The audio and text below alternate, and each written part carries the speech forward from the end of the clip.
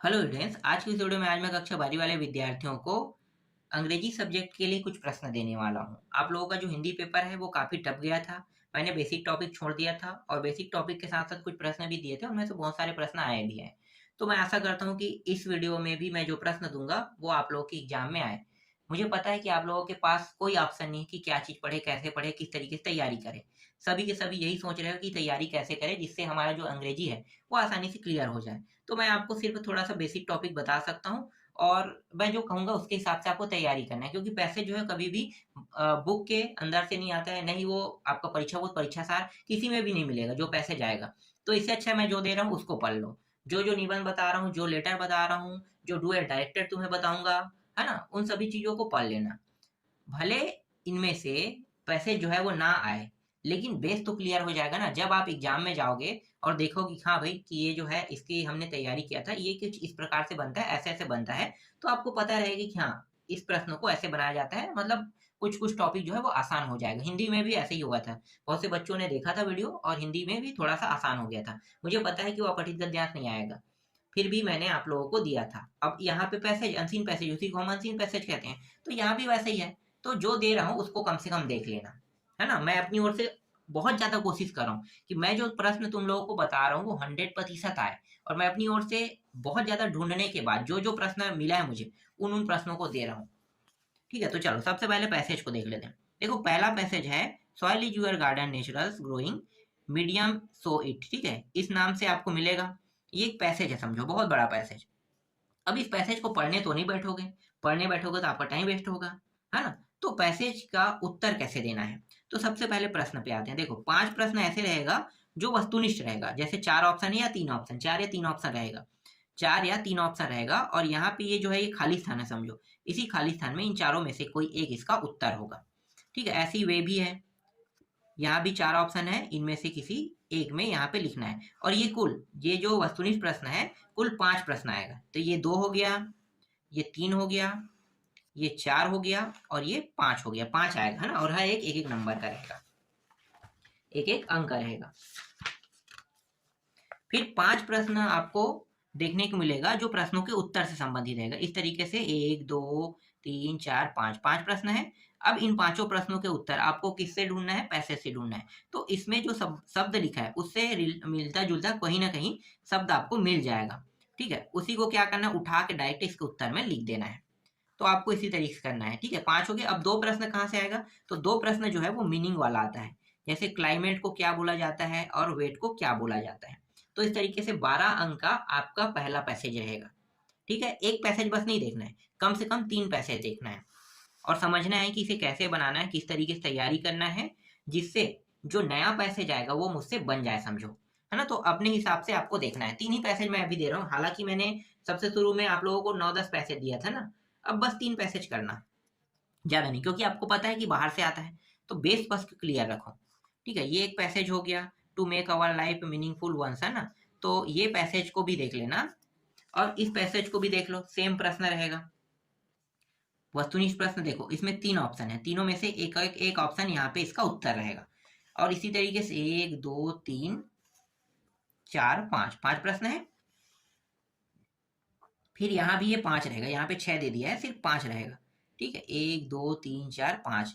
और 2 प्रश्न जो है यहाँ पे, जैसे यहाँ पे 3 दिया है तो सिर्फ 2 ही प्रश्न उठाएगा यहाँ से। तो कुल मिला के 12 प्रश्न रहेगा, जो मीनिंग बताने वाला 2 अंक का रहेगा। अब एक और देखना है। ठीक है, 3 देखना है, कम से कम 3 देखना है। और मैं जो दे रहा हूँ उसी को देखना और बाहर से मत देखना। ठीक है, आपको पता है कि बाहर से जो प्रश्न रहेगा वो आएगा, लेकिन मैं जो दे रहा हूँ ये मोस्ट मोस्ट मोस्ट इंपॉर्टेंट वाले टॉपिक में से है। मतलब इंपॉर्टेंट टॉपिक, मोस्ट मत कहो, इंपॉर्टेंट टॉपिक में से अगर बाई चांस एकाध भी फंस जाए तो आपको बेनिफिट हो सकता है। तो 3 ही देख लेना, हालांकि आएगा नहीं, है ना? अब देखो तीसरा, ये जो पैसेज है ये इसका स्टार्टिंग क्या है, money come to into existence to answer the need of mankind, है ना? तो ये स्टार्टिंग पॉइंट है। ये बहुत बड़ा पैसेज है, पढ़ते पढ़ते तो हालत खस्त हो जाएगा, लेकिन इसमें भी जो प्रश्न रहेगा वो सेम रहेगा। तो मैं दिखा देता हूँ। देखो ये हो गया, 3 ऑप्शन में से एक ऑप्शन यहाँ पे उत्तर में आएगा, मतलब ये जो खाली स्थान है यहाँ पे इनमें से कोई एक रहेगा। अब ये पहला, दूसरा प्रश्न, तीसरा, चौथा, पांचवा, 5 रहेगा। अब 5 प्रश्न जो है यहाँ से 5 कोई भी निकाल लो, इन 5 प्रश्नों का उत्तर उसी पैसेज से ढूंढ के एक एक नंबर में, और ये एक एक नंबर का रहेगा ना, तो एक एक लाइन में लिखना रहेगा।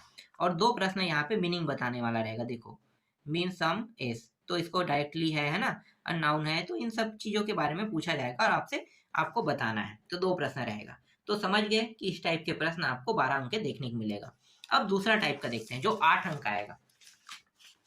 8 अंक के लिए भी 3 प्रश्न देख लेते हैं।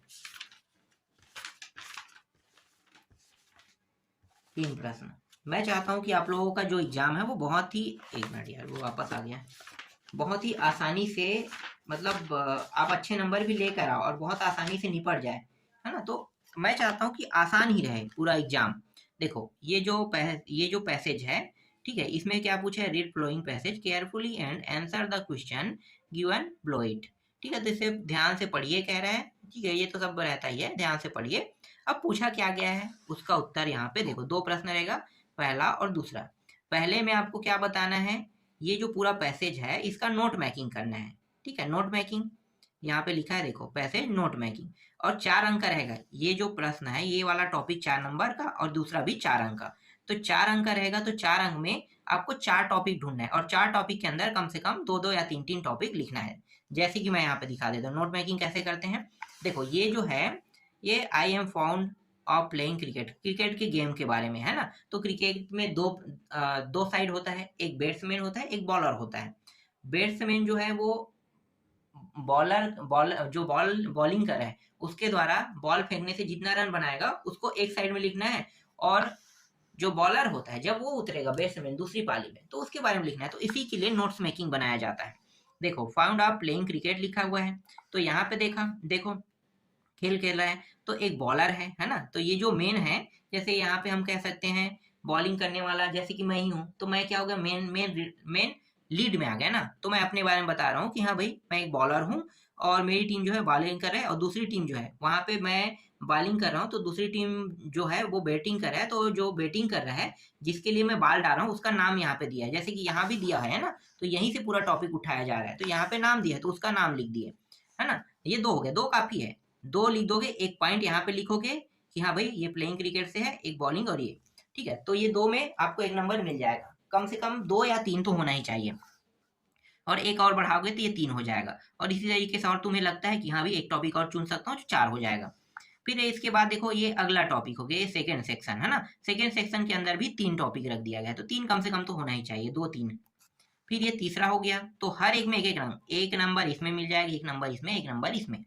फिर अंतिम जो है वो इसमें भी 1 नंबर मिल जाएगा। देखो अब टाइटल और समरी लिखना है। ठीक है, ये जो दूसरा है समरी कह रहा है, और क्या कह रहा है 80 शब्दों में लिखना है, और ये सब टाइटल है ना। तो सब टाइटल मतलब ये जो पैसेज है इसका सब टाइटल क्या हो सकता है।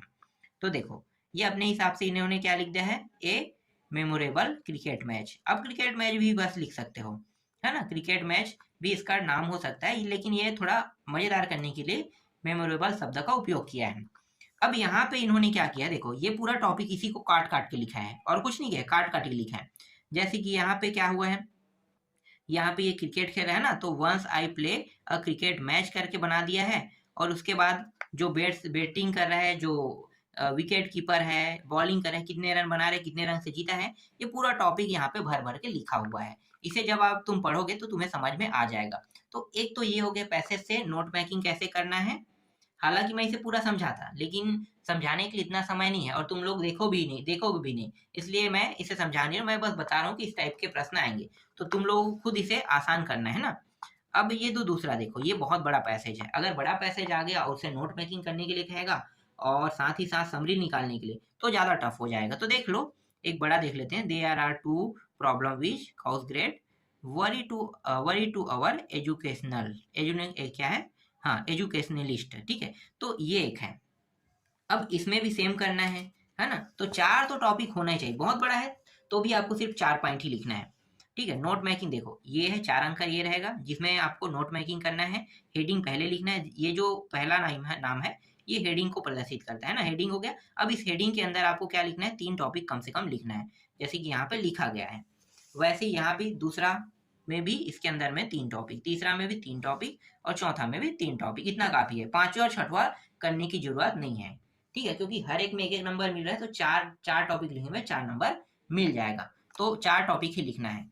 अब समरी जो है, समरी और सब टाइटल ये दोनों लिखना होता है। तो समरी और सब टाइटल कैसे लिखोगे? तो समरी जो बड़ा सा टॉपिक है उसे छोटा कर करके एक छोटा सा क्या बनाना है, देखो ये जो पूरा लिखे हो ना, ये कहाँ से है? उसी पैसे से। उसी पैसे को बस आप छोटा किए हो, समझो।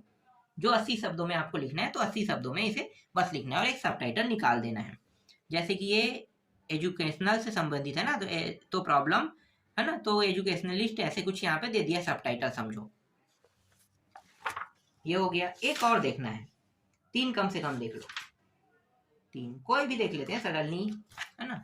चलो ये वाला देख लो, द स्मॉल विलेज ऑफ, है ना, the small village of Somanpur contains an extraordinary temples. ठीक है, तो ये हो गया। तो ये वाला और सेम टू सेम वैसे ही यहाँ भी करना है। 2 टॉपिक रहेगा 4-4 अंक का, जिसमें नोट्स बनाना है ना, और ये मेन हेडिंग है इसका। तो मेन हेडिंग के अंदर 3 पॉइंट, इसी तरीके से 3 पॉइंट, 3-3 पॉइंट सब में देना है। सब में 3-3 पॉइंट देना है। यहाँ पे सिर्फ 3 टॉपिक दिया, एक टॉपिक और बढ़ाना है, 4 देना है ना। 4 टॉपिक दोगे तभी 4 नंबर मिलेगा। फिर सब टाइटल, फिर समरी, देख लो। ठीक है, इतना काफी है और आगे देखने की जरूरत नहीं, क्योंकि ये जो दोनों टॉपिक है ये हमेशा बुक के बाहर से आता है। तो बुक के बाहर से आता है तो ज्यादा पढ़ोगे तो कोई मतलब नहीं है, बस तुम्हें सीखना है, समझना है। अब इसके बाद एक तो एडवर्टाइजमेंट और नोटिस आता है। तो मैं एडवर्टाइजमेंट को कभी भी सजेस्ट नहीं करता हूँ। हमेशा लॉस एंड फाउंड का एडवर्टाइजमेंट आएगा। लॉस का मतलब होता है पाया, और एक पाया और खोया वाला, है ना। नहीं, खोया पाया। लॉस का मतलब खोया, जिसे हम लाभ हानि कह देते हैं, है ना। लाभ हानि भी होता है। तो मैं तुम्हें यहाँ पे एडवर्टाइजमेंट नहीं दूंगा। एडवर्टाइजमेंट सबसे सरल होता है, फिर भी मैं एडवर्टाइजमेंट नहीं दूंगा, क्योंकि एडवर्टाइजमेंट नहीं आएगा तो डिजाइन आएगा। तो भाई रिस्क नहीं लेना है, और नोटिस तो आना ही आना है, फिक्स है। तो एक नोटिस रहेगा, तो नोटिस को ही तैयार कर लो ना। तो नोटिस जो रहेगा आपका, एक नोटिस, देखो एक नोटिस रहेगा पाया खोया। तो जैसे कि यहाँ पे देखो लॉस एंड फाउंड से दोनों अलग अलग टॉपिक रहेगा, या दोनों को एक साथ दे दिया जाएगा। बहुत सरल रहता है नोटिस, बहुत सरल। ये जो लॉस एंड फाउंड का जो नोटिस है, इसका मतलब हिंदी में होता है पाया, नहीं सॉरी यार, खोया, है ना, गुम जाना। और इसका मतलब होता है पाया। इसी को हम क्या कहते हैं? हानि। ठीक है, ये हानि में आ जाएगा, और इसको क्या कहेंगे? लाभ। तो इस तरीके से होता है लाभ हानि या खोया पाया, इस तरीके से। तो खोया पाया का मतलब क्या है? देखो एकदम हिंदी में मैं तुम्हें बता देता हूँ तो अच्छे समझ में आएगा। जैसे कि देखो यहाँ पे फाउंड लिखा है, मतलब कुछ ना कुछ पाया है। तो क्या होगा कि जब मैं कहीं जा रहा था, जब मैं स्कूल में घूम रहा था, तो घूमते घूमते मुझे एक पर्स मिल गया। उस पर्स को मैंने उठा लिया। उठाने के बाद मैं अपने स्कूल के किसी, जो जहाँ पे जमा किया जाता है ना, उसे दे दिया गया, और उसे ढूंढने के लिए कहा कि ये पर्स किसका है, और उसे दे दिया जाए। तो यही क्या कहलाता है? यही कहलाता है फाउंड कहलाता है ना। पाया, जो चीज मुझे मिला है मैंने उसे दे दिया, तो ये क्या हो गया? पाया। अब खोया क्या होगा? वही सेम टॉपिक लिखना है। देखो मैं स्कूल में घूम रहा था, और अचानक मेरे जेब से वो जो पर्स है वो गिर गया। उसके बाद मैं शिकायत करने के लिए कहाँ चला गया? क्लास टीचर या भी जो भी सेक्रेटरी जो भी बना होगा, उस डिपार्टमेंट में जाके शिकायत किया कि मेरा सामान गुम गया है, प्लीज किसी को मिलेगा तो इसके लिए एक सूचना बोर्ड नोटिस तैयार कर दो, और उसको मिलने वाले को कुछ कुछ इनाम भी दे दो। इस तरीके से ये बनाया जाता है। तो ये हिंदी में है। जब तुम इसे पढ़ोगे तो तुम्हें समझ में आ जाएगा। ठीक है, तो ये है, और लॉस है, तो दोनों एक जैसे है, अलग नहीं है। जब फाउंड और लॉस से पूछेगा तो आपको ऐसे ही बताना है। ठीक है, तो एक तो ये हो गया। ठीक है, अब देखो कंपटीशन भी सभी एक जैसे होते हैं। तो जैसे कि मैं यहाँ पे तुम्हें दिखा देता हूँ, दूसरा है, जैसे कि यहाँ पे देखो इनर स्कूल डिबेट कंपटीशन है, सिंगिंग कंपटीशन है, क्विज कंपटीशन है, बॉक्सिंग कंपटीशन, ये तो सब क्या है? कंपटीशन है। तो सभी कंपटीशन एक ही जैसे होते हैं। कैसे होगा? मैंने क्या किया? एक डेट प्रकाशित कर दिया। ठीक है, एक डेट प्रकाशित कर दिया कि हाँ भाई इस डेट के अंदर हमारा क्विज कंपटीशन, सिंगिंग कंपटीशन, या फिर कोई भी कंपटीशन को एक ही मान के पढ़ना। ठीक है, ठीक। तो लाइट थोड़ा सा बंद हो गया था, मैं आप लोगों को बता रहा था ना, तो एक बार और चलो रिपीट कर देते। देखो कंपटीशन हर एक जैसा होता है। तो कंपटीशन क्या क्या होता है? एक डेट अनाउंस करते हैं, इस डेट में हमारा कंपटीशन होने वाला है। जिस भी व्यक्ति को कंपटीशन में भाग लेना है, हिंदी में बता रहा हूँ ना, अब इसको अंग्रेजी में ट्रांसलेट कर लो, सरल हो जाएगा। जिस भी व्यक्ति को कंपटीशन में भाग लेना है, और कंपटीशन किस चीज का है? हो सकता है सिंगिंग का, हो सकता है ना, क्विज कंपटीशन, या एक साथ बहुत सारे कंपटीशन भी हो सकता है। एनुअल फंक्शन में तो कंपटीशन करा ही देते हैं ना। तो एनुअल फंक्शन या कोई चीज कराते हैं, गैदरिंग वैदरिंग कराते हैं, तो उसमें हो जाता है कई बार बीचों बीच में, तो हो सकता है कंपटीशन कई प्रकार के हो सकते हैं। तो आपको यही बताना है कि वो स्पोर्ट का भी हो सकता है, सिंगिंग का भी हो सकता है, क्विज कंपटीशन होता है, डिबेट कंपटीशन हो सकता है। तो ये सब क्या है, सब के सब एक ही है ना।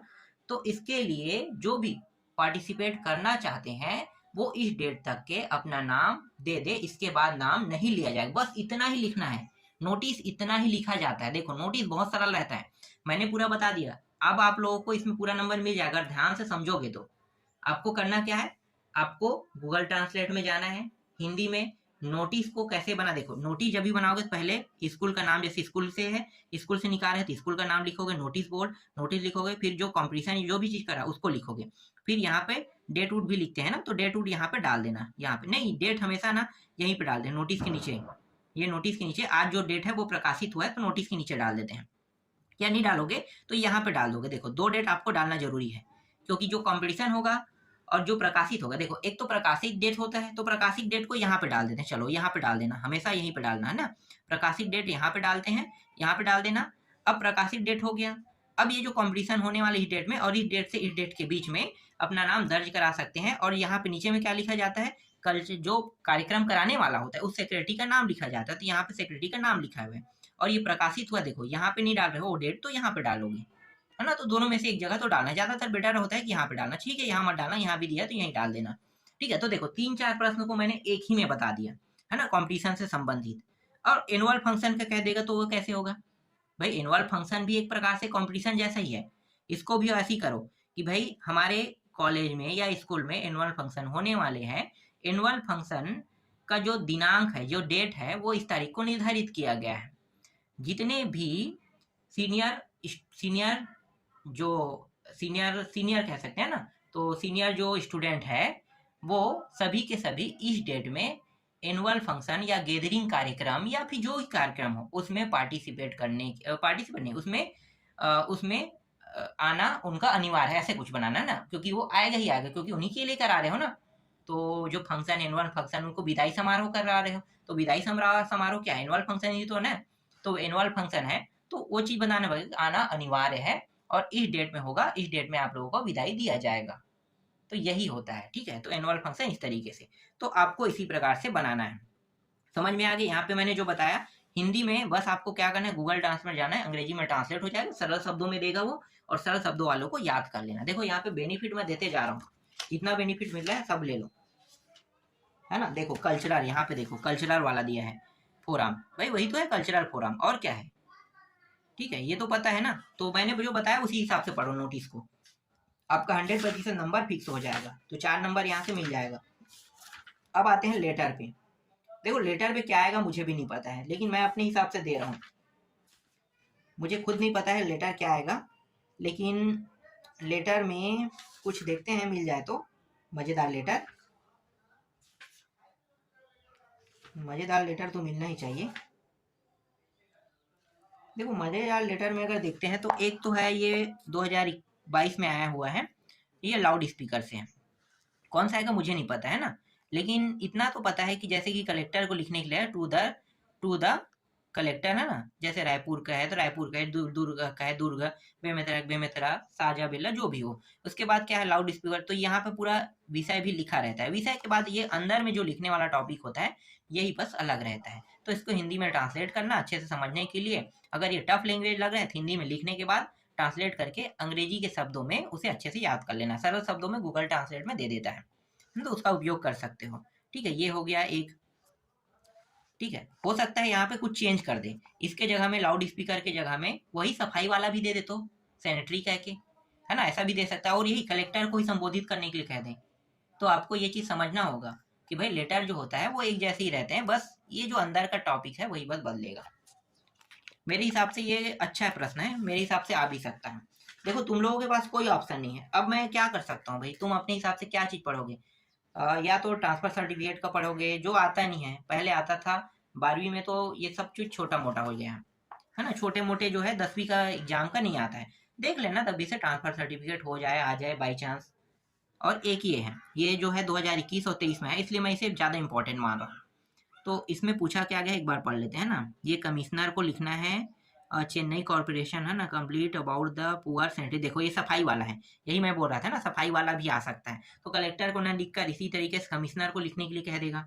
तो कैसे लिखना है देख लो, द कमिश्नर चेन्नई कॉर्पोरेशन। ये पूरा देखो टाइटल यहीं पे रहता है, कमिश्नर को संबोधित करना है और कहाँ का है, चेन्नई कॉर्पोरेशन, तो पूरा लिखना है यहाँ पे। ठीक है, टू लिखने के बाद, और ये जो एड्रेस उड्रेस है ना, ये हमेशा ये साइड में रहता है, ये साइड में, इस साइड में। ठीक है, इस साइड में रहेगा ये। एड्रेस नहीं दिया, नहीं लिखोगे तो भी कोई बड़ी बात नहीं है, इसको लिखने की जरूरत भी नहीं है, ये एड्रेस हटा दो, बस टू लिख के बाद ये पूरा लिख दो। फिर इसके बाद ये जो टाइटल है यहाँ पे दिया है सैनिटरी वाला, तो आपको लिख दो पुअर सैनिटरी कंडीशनल एंड, है ना, मॉस्किटो, मच्छर उच्छर आ गया है तो इस नगर में अब इसको सफाई करना है, तो इसके बारे में बताना है कि कितना परेशान कर रहा है मच्छर। यहाँ पे पूरा परेशानी ही लिखा जाता है, यहाँ पे परेशानी, और यहाँ पे ये जो लास्ट टॉपिक होता है इसमें रिस्पेक्ट किया जाता है, मतलब रिस्पेक्ट नहीं, इसको क्या बोलते हैं, रिक्वेस्ट, सॉरी रिक्वेस्ट, है ना, रिक्वेस्ट करते हैं कि हो गया तो प्लीज हमारे मोहल्ले की सफाई करा दो, कि कहते हैं ना, वही वाला है। तो ये एकदम छोटा सा सरल सा समझना। ठीक है, तो ये मेरे हिसाब से मुझे नहीं लगता है कि अब ये जो टॉपिक है तुम लोगों के लिए कठिन होगा। बस तुम्हें ये जानना है कि ये अंदर में लिखना क्या है, बस इतना ही। तो दो तो मैंने ऐसे ही दे दिया, है ना, मेरे हिसाब से ये दोनों में से आना चाहिए। और जो दिया है देखो, ये जो तीनों हैं, एक चीज और बता देता हूँ, देखो ये तो 100% है, ये वाला जो है, ये नीट है, जेई है, कोई दूसरा एग्जाम के नाम से 100% आएगा, 100% है ये। अथवा में आपको देखने मिलेगा, ये अथवा वाला है ना, एक अथवा में रहता है, और एक जो मैं उन दोनों को बताया, उन दोनों में से एक रहेगा अथवा में, और ये एक अथवा में रहेगा, तो ये ज्यादातर चांस दिखाई दे रहा है इसका। लेकिन सजेस्ट मैं नहीं करूंगा इसको, क्योंकि ये जो है ये कठिन लगता है। देखो, ये किसी को संबोधित करने वाला है, हो सकता है ब्रदर को संबोधित करो, फादर को संबोधित करो, है ना, या अपने दोस्तों को संबोधित करो, इस तरीके से रहता है। तो ये कई लोगों को कठिन लगता है, जिसको सरल लगे वो देख लेना, ये 100% वाला है। ठीक है, ये हो गया। अब और क्या है, निबंध, ये मिल सकता है। देखो एक और एडिटर वाला, ये तो आएगा नहीं मुझे पता है, न्यूज़पेपर एडिटर वाला ऐसा अभी थोड़ा बंद हो गया है, अभी नहीं आ रहा है ये, है ना, न्यूज़पेपर एडिटर वाला था, चलो इसको हटा दो। अब आते हैं निबंध में। निबंध में अब आप अपने हिसाब से और देख लेना, मेरे हिसाब से जो ज़्यादा महत्वपूर्ण जो निबंध है वो यही है, गेम के बारे में, गेम्स एंड स्पोर्ट के बारे में। मेरे हिसाब से भाई, मैं सबसे ज़्यादा इंपॉर्टेंट इसी को मानूंगा, गेम एंड स्पोर्ट। मेरे हिसाब से 100% ये आने वाला है। ये प्रश्न हो गया, और एक हो गया ये मैं अपनी ओर से दे रहा हूँ। अगर आपको अपनी ओर से कोई जोड़ना है, आपको लगता है, तो इन दोनों के साथ आप और एक आध जोड़ सकते हो, जो आपको लगे, क्योंकि ये जो 12वीं क्लास है इसमें निबंध, लेटर, है ना, पैसे सब चेंज होते रहता है, जो आप सोचोगे वो आएगा नहीं। तो इसीलिए सबको कुछ ना कुछ तरीकों के माध्यम से समझना पड़ता है, रटना पड़ता है, और अपने माइंड में बिठाना पड़ता है, और वही चीज मैं तुम्हें सिखा रहा हूँ। ठीक है, तो कौन सा आएगा, कैसे आएगा, ये मैं बताते जा रहा हूँ। तो दो मैंने अभी दे दिया। ठीक है, ये है इन्वायरमेंट, पॉपुलेशन वाला है। ठीक है, पॉपुलेशन, पर्यावरण प्रदूषण, मतलब पॉपुलेशन से संबंधित है, मतलब लोगों की संख्या बढ़ने से, है ना। और ये है गेम से संबंधित। ठीक है, गेम है स्पोर्ट्स से, और ये मेरे हिसाब से ज़्यादा मैं महत्वपूर्ण मानता हूँ। अब मैं भी पेपर देखूंगा तो पता चलेगा, जो आपका 4 तारीख को पेपर होगा ना, तो उस दिन मैं पेपर को तो जैसे हिंदी का लाया हूँ वैसे इसको भी लेकर आऊँगा, तो मुझे पता चल जाएगा कि किस टाइप का आएगा। तो ये हो गया आपका आर्टिकल, हो गया आर्टिकल भी कंप्लीट हो गया, कंप्रीहेंशन भी मान लो। ठीक है, ये सब इम्पोर्टेंट था। अब देख लेते हैं, चलो डुअल डायरेक्टेड बता देता हूँ। डुअल डायरेक्टेड के लिए तुम पढ़ोगे कैसे, मैं तुम्हें एक तरीका बताता हूँ। देखो, डुअल डायरेक्टेड का जो प्रश्न है वो हमेशा बाहर से आता है। अब तुम डुअल डायरेक्टेड को पढ़ने बैठोगे तो कैसे प्रश्न आएगा। देखो डुअल डायरेक्टेड, तो देखो डुअल डायरेक्टेड में कंबाइन से आता है। देखो ध्यान देना, जब तुम पढ़ोगे इन टॉपिकों को तो चेंज द नरेशन के टॉपिक को देखना। चेंज द नरेशन, नरेशन में कैसे चेंज होता है, जैसे कि देखो ही सैड, इसके बाद यहाँ पे 2 बिंदु लगा है ना, ही सैड के बाद इसके बाद बिंदु लगा, इसका मतलब दैट का उपयोग किया गया। उसके बाद द अर्थ, और इसके बाद यहाँ पे देखो मूव राउंड द सन, पूरा उठा दिया है। तो यहाँ पे क्या चेंज हुआ है, नरेशन में इसी तरीके से चेंज होगा। तो ये प्रश्न नहीं आएगा, चलो मान लो ये प्रश्न नहीं आएगा, लेकिन नरेशन में चेंज करिए कह के ऐसे कई प्रश्न तुम्हें देखने को मिलेगा। यहाँ पे चीजों को चेंज करके दिया जाएगा, ही आस्क्ड करके दे देगा, चेंज करके, तो नरेशन में चेंज, तो इसी टाइप के प्रश्न आएगा। तो तुम्हें इन्हीं सारे टॉपिक के प्रश्नों को उसी तरीके से देखना है। जैसे यहाँ से यहाँ पे कितना है, 1 है, तो इससे संबंधित कम से कम 4 देख लो, है ना, नरेशन से, क्योंकि 2 नरेशन आएगा, यहाँ पे 1 दिया है, 1 और रहेगा। इसके बाद देखो यहाँ पे नो नो सूनर और देन, इन दोनों का उपयोग करने वाला भी आएगा, तो इनसे भी देख लेना, है ना। दैट ई फील्स, इनसे भी आता है, प्लेस से आता है, जैसे देखो कंबाइन सेंटेंस सो दैट से आ गया, है ना, ई फील से आता है। और इसके बाद change the sentence into interrogative negative, इनसे भी आएगा। तो इनसे संबंधित जो टॉपिक रहेगा उनको देख लेना, ठीक है। अगर तुम उन्हें नहीं देखना चाहते तो मैं तुम्हें सजेस्ट कर दूंगा कि अब तक के जितने भी प्रश्न पत्र में आया ना उनको देखना। हालांकि यहाँ से प्रश्न पत्र में आया से 2 या 3 प्रश्न आएगा, मैं जानता हूँ 2-3 आएगा, 100% 2-3 प्रश्न तुम्हें देखने को मिलेगा, 2-3 प्रश्न। अगर तुम 2020 से लेके 2024 तक के प्रश्न पत्रों को देखते हो डुअल डायरेक्टेड वाला, तो 2-3 तो फंस ही जाएगा, तो 10 में 2 नंबर पा जाओगे। और इनसे संबंधित टॉपिकों को और देख लेना, जिससे क्या होगा, तुम्हारा जो नंबर है 10 में से कम 7 से 8 नंबर तक तो चला जाएगा। तो ये आसान टॉपिक है ना। तो ये मैंने बता दिया किस टाइप के आएगा डुअल डायरेक्टेड और कहाँ से पढ़ना है। मैं चाहता हूँ कि तुम्हारा नंबर बहुत अच्छे से आए। अब ये तुम लोगों के ऊपर डिपेंड करता है कि तुम लोग कैसे तैयारी करते हो, तुम वाकई में अच्छा नंबर पाना चाहते हो या नहीं, ये तुम्हारे ऊपर डिपेंड करता है ना। इसके बाद देखो एक टॉपिक होगा तुम्हारे पास, परीक्षा बोल तो परीक्षा सार होगा, प्रोस एंड पोएट्री, है ना। तो प्रोस एंड पोएट्री से यहाँ भी हर साल नया नया बना है, हर साल नया आया है।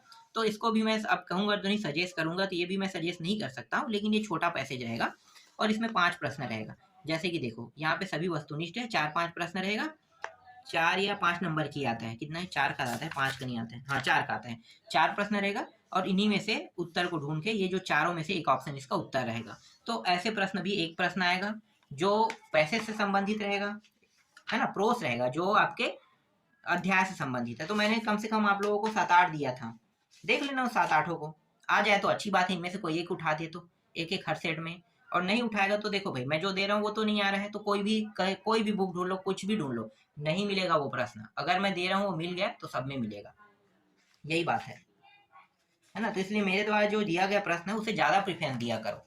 तुम लोग ज्यादा प्रेफरेंस नहीं दोगे तो तुम्हारा ही लॉस है। इसके बाद एक आएगा पोट्री से भी आएगा, पोट्री वाला भी वही 4 नंबर का रहेगा, और पोट्री वाला मुझे समझ में आता है, इसके प्रश्नों को उत्तर मैं ढूंढ नहीं सकता भाई, इसमें शब्द ही इतने हार्ड होते हैं कि देखो एक पोट्री से दे रहा हूँ, मैंने पहले टिक करा दिया है। तो जब तुम यहाँ पे आओगे, चलो मैं इस अध्याय को बता देता हूँ, देखो आएगा तो यहाँ से आएगा और नहीं आएगा तो ये जो परीक्षा बोध परीक्षा सार में प्रोस एंड पोएट्री वाला टॉपिक जो दिखाई देगा ना उसको पढ़ना, ठीक है। और उसी को पढ़ना, उसमें जो दिया हुआ है उनमें से उठा लिया तो ज्यादा अच्छा है। बाकी बुक किससे तो आएगा, तो बुक से आएगा तो नया प्रश्न रहेगा, तो तुम्हें समझ में नहीं आएगा। तो अच्छा बात है कि इनमें से एक एक दो दो प्रश्न, दोनों में से एक एक देख लेना, एक एक दो तो देख लेना। इतना क्या होगा, तुम्हारे लिए बहुत हो जाएगा, आसानी से तुम अच्छा नंबर लेकर आ जाओगे।